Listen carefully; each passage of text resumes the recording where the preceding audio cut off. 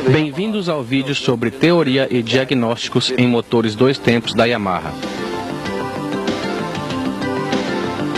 O objetivo deste vídeo é fornecer uma visão profunda de como os motores de 2 tempos da Yamaha funcionam, bem como mostrar algumas técnicas de diagnóstico, ajustes e manutenção.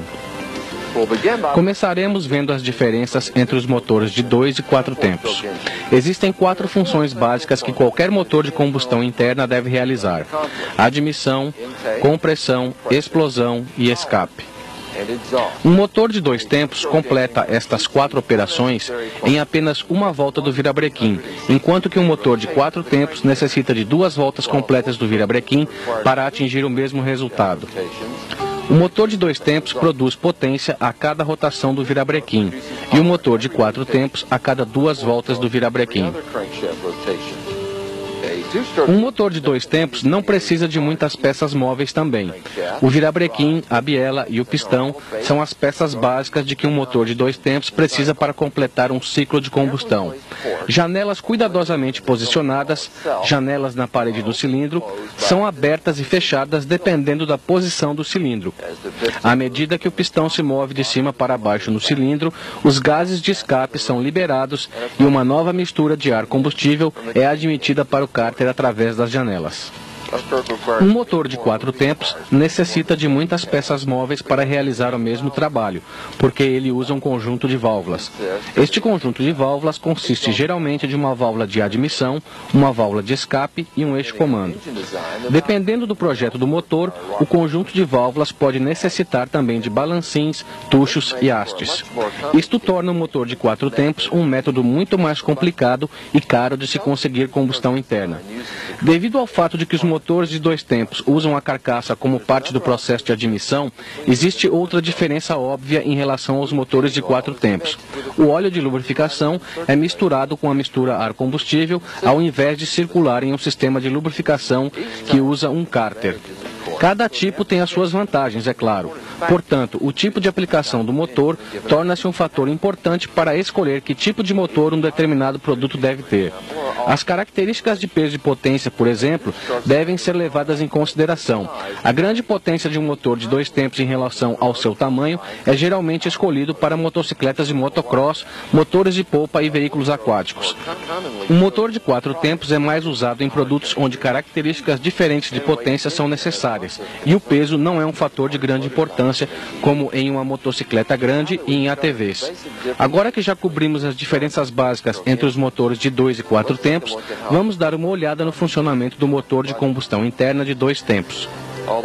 Embora o projeto seja simples, o processo de combustão dos motores de 2 tempos é um pouco complicado.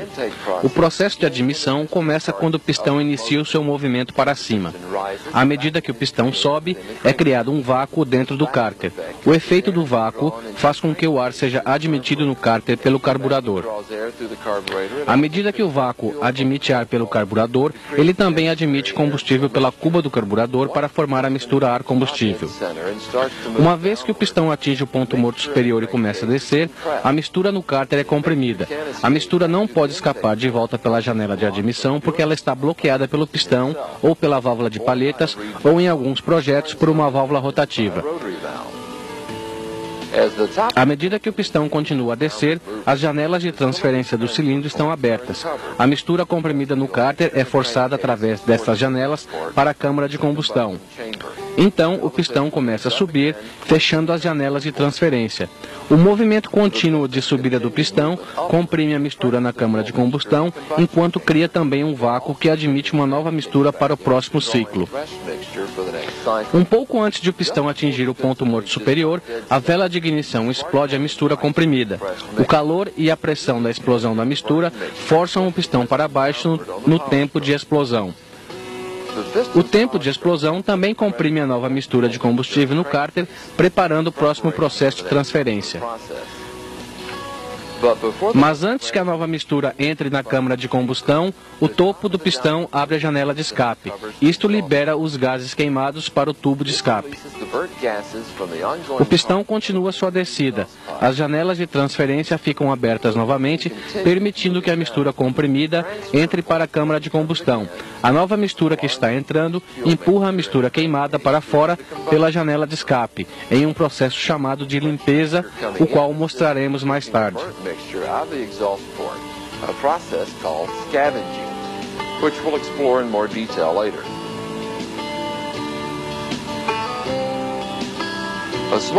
Uma pequena quantidade da mistura nova efetivamente sai junto com os gases queimados pela janela de escape. Esta mistura, no entanto, é empurrada de volta para a câmara de combustão por uma onda de pressão negativa criada no tubo de escape.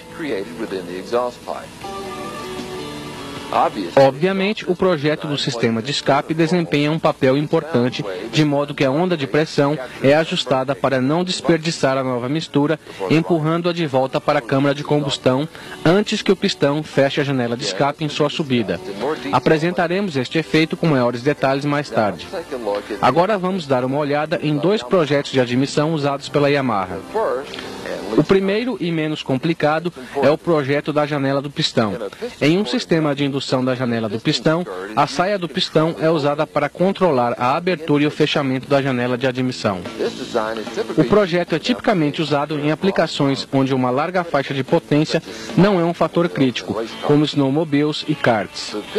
O desenho da janela do pistão não oferece uma larga faixa de potência porque está restrito a uma sincronização simétrica do ponto da janela. Isso significa que o ponto de abertura da janela de admissão é o mesmo ponto para o fechamento, relativo ao ângulo de rotação do virabrequim.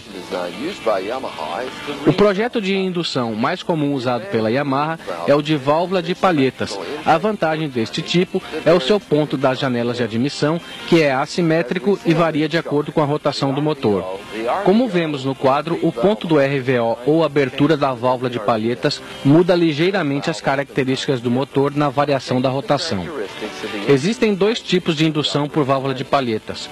Um dos tipos instala o conjunto da válvula de palhetas e o carburador no cilindro, e o outro instala a válvula de palhetas diretamente no cárter. Existem muitos fatores de projeto que são levados em consideração ao determinar qual é o melhor método para uma determinada aplicação.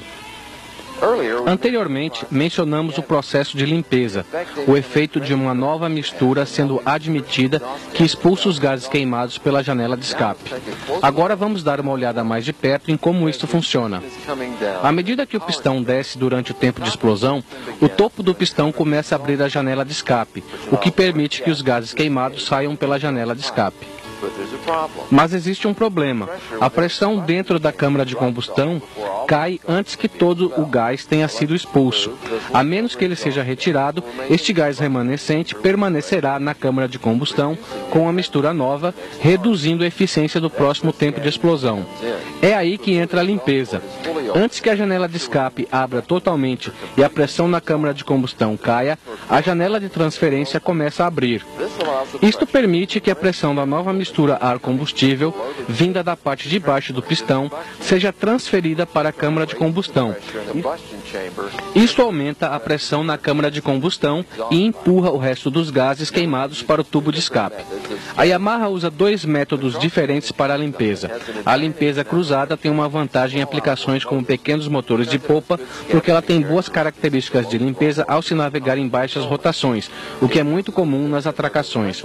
Este método usa um pistão com uma cabeça especialmente projetada para ajudar a direcionar a nova carga de mistura ar-combustível para dentro da câmara de combustão. A melhor opção para os casos em que é necessária uma alta performance é a limpeza por varredura. Como vemos aqui, as janelas de transferência estão posicionadas nas laterais do cilindro e direcionadas para o lado da admissão. Isto faz com que a nova carga de mistura que está entrando na câmara colida com a outra no lado da admissão e depois faz o retorno para a janela de escape, empurrando os gases queimados para dentro do tubo de escape. Daí o nome de limpeza por varredura.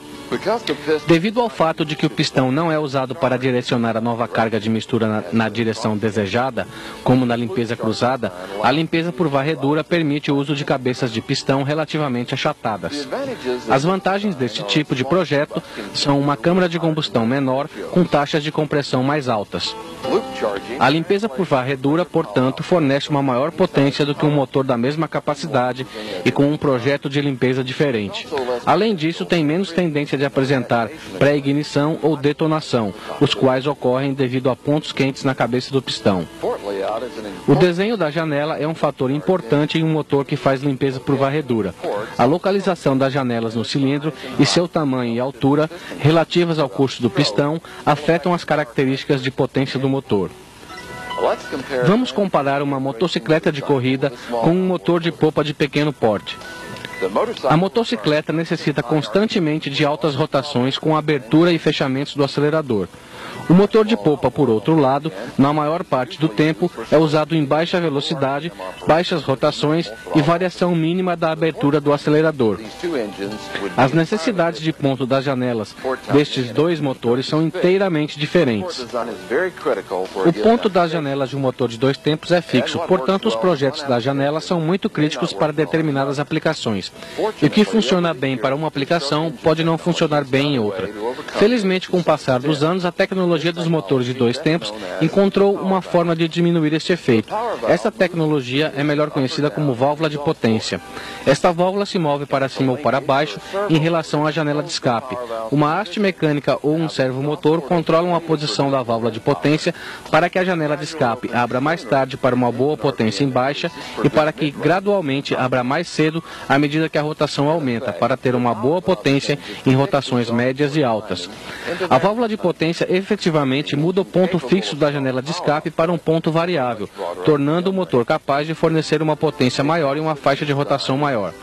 O projeto do sistema de escape é outro ponto crítico para o ponto das janelas e deve ser construído de forma a corresponder à aplicação do motor.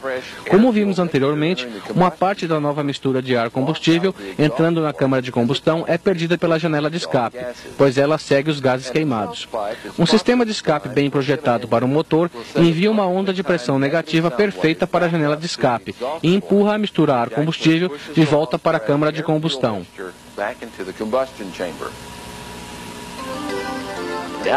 Agora que completamos a parte teórica, vamos dar uma olhada nos métodos de lubrificação de um motor de 2 tempos. Como vimos anteriormente, um motor de 2 tempos usa o seu cárter como parte do processo de admissão. Ele também usa rolamentos de esferas para o virabrequim e rolamentos de agulhas para a biela e, portanto, não necessita de um sistema de lubrificação de alta pressão como um motor de 4 tempos, com bronzinas, necessita. Por estes motivos, o motor de 2 tempos recebe óleo misturado com o combustível para a sua lubrificação. Existem 2 formas de conseguir isso. Uma é com o uso de uma bomba de óleo de baixa pressão ou um injetor, como o Autolube, e através de misturas de precisão. A primeira bombeia o óleo a partir de um reservatório para o carburador, para o coletor de admissão ou diretamente para o cárter.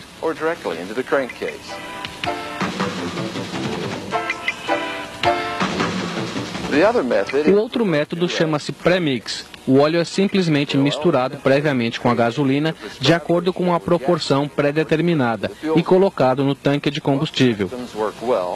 Ambos os sistemas funcionam muito bem, mas ambos têm vantagens e desvantagens. Uma vantagem de um sistema do tipo Autolube sobre o pré-mix é a comodidade. Não há a necessidade de se misturar o óleo com a gasolina. Isto atende melhor aplicações do tipo motocicletas street, scooters, snowmobiles, veículos aquáticos e motores de popa de grande porte, onde o reabastecimento é constante e muito combustível é consumido. Assim se elimina a necessidade de misturar o óleo com a gasolina a cada reabastecimento. Outra vantagem é a economia. Um motor de popa de alta performance, por exemplo, pode necessitar de uma mistura rica, 50:1, com um acelerador totalmente aberto, mas de apenas 200:1 em marcha lenta. Portanto, este sistema envia a quantidade certa de óleo para cada condição de funcionamento para garantir uma lubrificação econômica. Em aplicações como motovelocidade, motocross e corridas de veículos aquáticos, a comodidade e a economia não são fatores principais. A ênfase é voltada para uma carburação consistente, diminuição de peso e o menor número possível de peças móveis. Por isso que o premix é mais adequado para o uso em competições. Existem duas maneiras pelas quais uma bomba do tipo autolube pode controlar o envio de óleo. O tipo constante bombeia o óleo de acordo com a rotação do motor. O fluxo de óleo aumenta à medida que a rotação aumenta. O outro tipo é o variável. Ele bombeia o óleo de acordo com a rotação do motor e a posição do acelerador. Embora ambos os tipos funcionem muito bem, o do tipo variável é um pouco mais eficiente do que o constante. Uma bomba do tipo variável aumenta seu fluxo com a rotação, assim como a do tipo constante, mas também pode controlar o aumento deste fluxo baseada na abertura do acelerador. Uma maior quantidade de óleo é necessária em aberturas maiores do acelerador do que em aberturas menores. Os sistemas com bomba do tipo constante, do tipo variável e premix podem ser usadas em suas diferentes aplicações. Portanto, um mecânico tem que conhecer e trabalhar com as três. Sabendo exatamente como um motor de dois tempos funciona, torna-se muito mais fácil entender como realizar diagnósticos em motores de dois tempos com problema. Existem três sistemas a se considerar ao diagnosticar problemas em um motor, seja ele de 2 ou de 4 tempos: o mecânico, elétrico e de combustível. Um defeito em um destes três sistemas resultará em um desempenho fraco, ou até pior, um motor que não funcionará. Vamos dar uma olhada em algumas técnicas básicas de diagnóstico, envolvendo os três sistemas. Para maiores detalhes sobre como realizar os testes a seguir, veja os vídeos da série Ferramentas de Diagnóstico. Começaremos com o sistema mecânico. Teste de compressão. Faça esse teste sempre que você suspeitar de um problema mecânico. Uma compressão abaixo do valor mínimo especificado, ou até mesmo zero, mostra que existe um problema mecânico. Teste de vácuo-pressão. Faça esse teste após o teste de compressão ter mostrado que existe um problema mecânico, mas sempre antes de desmontar o motor. Este teste pode ajudar a determinar se a falha está relacionada com uma entrada de ar falso para o cárter. Ele também pode ser feito após realizar um reparo no motor para garantir que entradas de ar falso foram eliminadas. Agora vamos dar uma olhada no sistema elétrico. Testador dinâmico de faísca. Este aparelho o ajudará a determinar se uma falha de ignição está relacionada ao sistema de ignição. Testador de CDI ou testador Y1. Você pode usar este aparelho para determinar qual componente do sistema de ignição está danificado, desde que esteja confirmado que o problema é de ignição. Medidor de voltagem de pico. Este medidor é outro equipamento muito útil para se determinar qual componente do sistema de ignição está com defeito. Testador de bobina de ignição. Se a condição da bobina de ignição estiver sob suspeita, verifique a sua condição com este aparelho. Por último, o sistema de combustível. Medidor de nível de combustível, usado para determinar se o nível incorreto de combustível é a causa de um problema de funcionamento relacionado ao combustível. Medidor de pressão de combustível é usado em aplicações onde uma bomba externa de vácuo ou uma bomba elétrica é usada, como em motores de popa. Ele verifica se o sistema de combustível está fornecendo combustível para os carburadores ou injetores com uma pressão constante e correta. Uma pressão baixa pode causar mistura pobre ou engripamento do pistão. Medidor da pressão de resistência, usado em carburadores sem boia, mais comum em veículos aquáticos. Ele mede a quantidade de pressão necessária para abrir a válvula de agulha, que permite a entrada do combustível para o carburador. Uma pressão muito alta causa uma condição de mistura pobre e uma pressão muito baixa ocasiona mistura rica em pequenas aberturas de acelerador. Medidor de teor de álcool. Este equipamento deve ser usado quando você suspeitar de contaminação do combustível, como variação da porcentagem de álcool ou água. Ele é capaz de detectar a quantidade, mas não o tipo de álcool de uma amostra. O ajuste do carburador também pode ser considerado parte dos diagnósticos do sistema de combustível. Uma giclagem correta é crítica para a performance e confiabilidade de um motor de 2 tempos. A maioria dos carburadores de motores de 2 tempos são ajustados para funcionamento ao nível do mar e com temperaturas médias. Obviamente, o mundo tem muitos locais com altitudes diferentes do nível do mar. Portanto, se faz necessário ajustes extras para o carburador. Isto é mais crítico para motores usados em altitudes acima de 1.500 metros. Muitas vezes, existem recomendações de fábrica para giclagens diferentes para diferentes níveis de altitude e temperatura. Estas especificações foram testadas e devem ser seguidas na medida do possível. Ocasionalmente, pequenas variações podem ser necessárias para altitudes que estejam entre os limites de um quadro de recomendações. Tome cuidado ao optar por uma mistura mais pobre. Ajustar a carburação para uma mistura mais pobre em um motor de 2 tempos pode causar o aumento da temperatura na câmara de combustão acima do nível crítico, resultando em detonação, pré-ignição ou engripamento de pistão. É aí que a inspeção da vela de ignição pode ser muito útil. Analisar ou inspecionar a cor da vela de ignição pode revelar muito sobre o que está acontecendo com o motor. A cor da ponta e do centro da porcelana indica como o motor está sendo conduzido em baixa e médias rotações, enquanto que o fundo da porcelana indica como é o comportamento em altas rotações. Para ver a porcelana com mais detalhes, será necessário o uso de uma lupa especial com luz. A cor ideal é o marrom claro na porcelana inteira. Um marrom escuro ou preto indica uma mistura rica. E uma porcelana branca indica uma mistura muito pobre.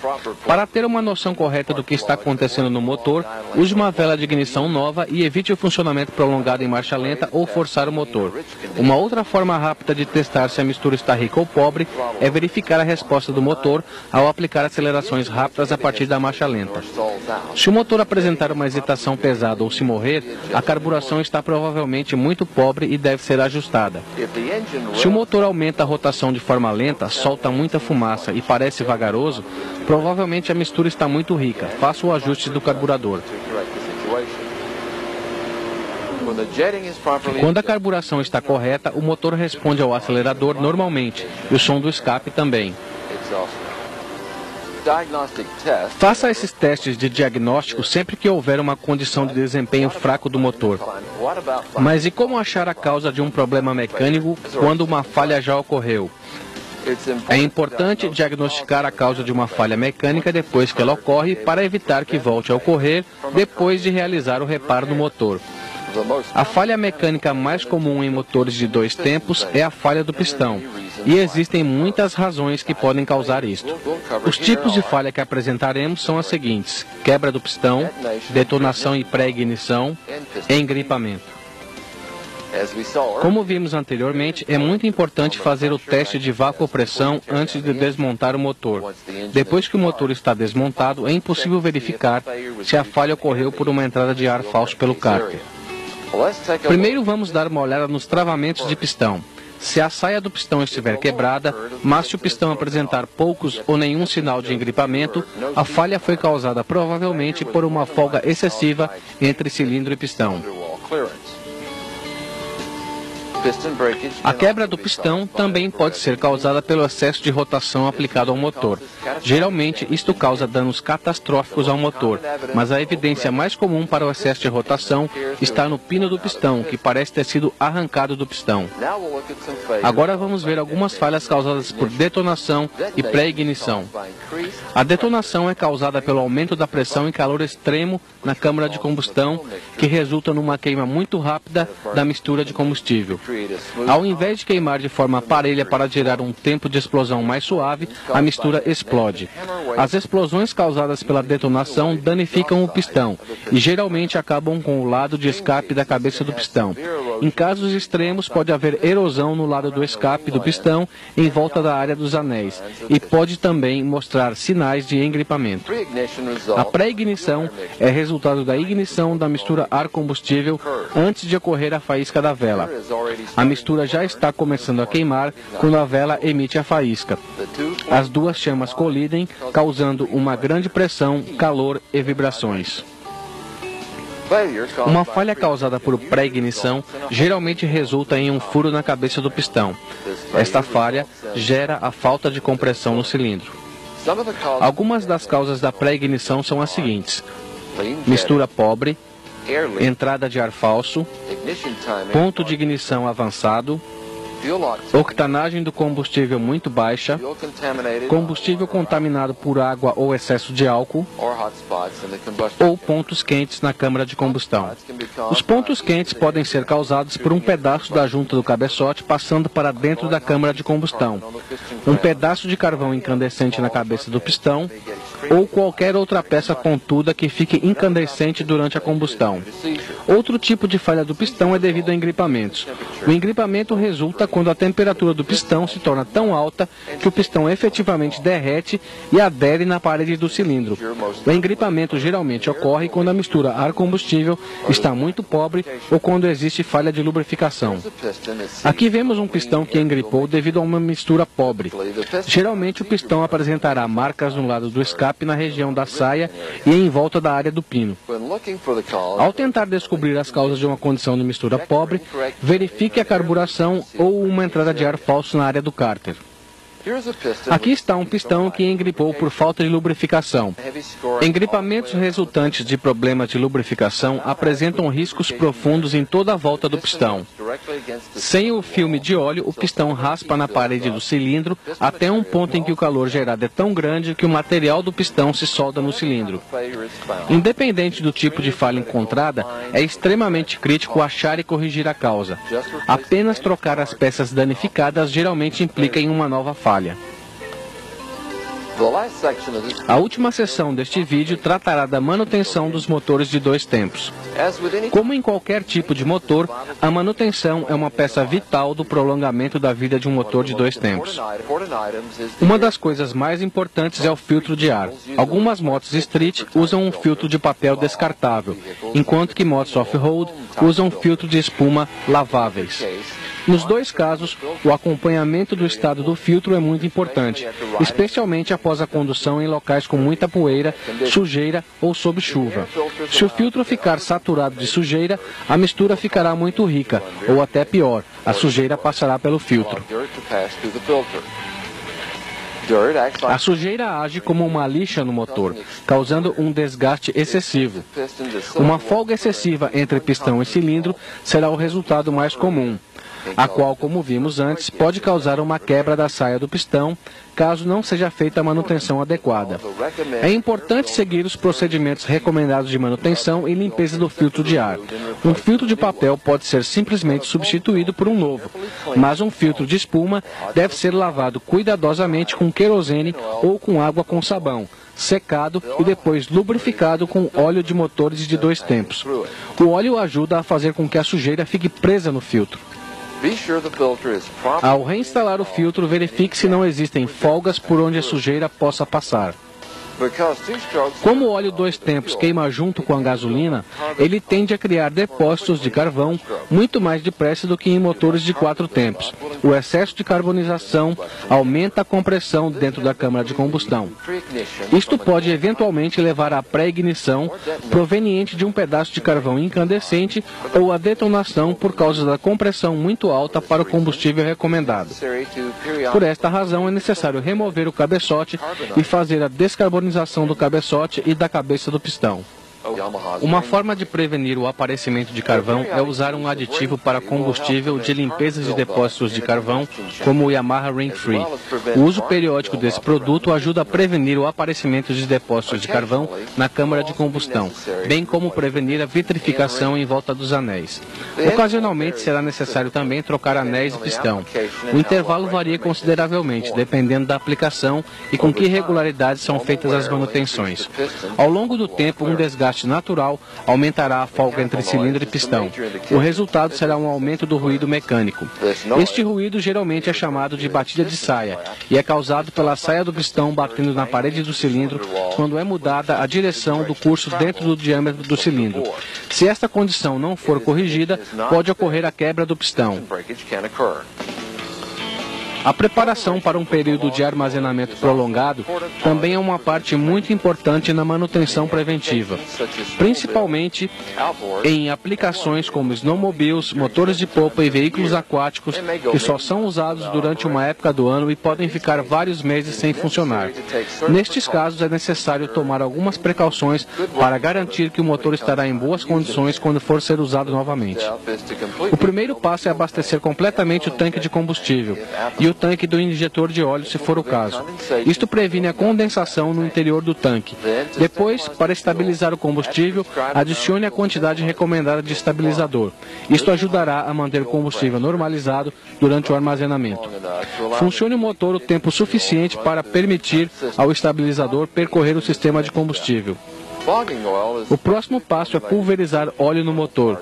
Isto serve para cobrir as peças internas com óleo e para que ele fique grudado nas peças por um período prolongado de armazenamento.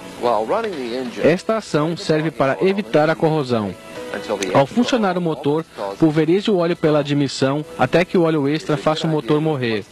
É uma boa ideia trocar as velas de ignição antes de colocar o motor em funcionamento, porque elas podem falhar devido ao óleo pulverizado. O uso de spray de silicone ajuda a reduzir a corrosão do metal e a deterioração das peças de borracha. E por último, remova a bateria, carregue-a completamente e depois armazene-a em um local seguro e seco, longe de chamas. Também é uma boa ideia carregar a bateria periodicamente, enquanto ela não estiver sendo usada. Verifique o manual de serviços ou o de proprietário do modelo em questão quanto às especificações e intervalos de manutenção de todos os itens aqui mencionados. Isto conclui o nosso vídeo. Para realizar bons serviços em motores de 2 tempos, é necessário um entendimento claro de seu funcionamento, bem como familiaridade com as técnicas de diagnóstico necessárias. Esperamos que o material apresentado tenha ajudado a aumentar o seu conhecimento e nível de serviço.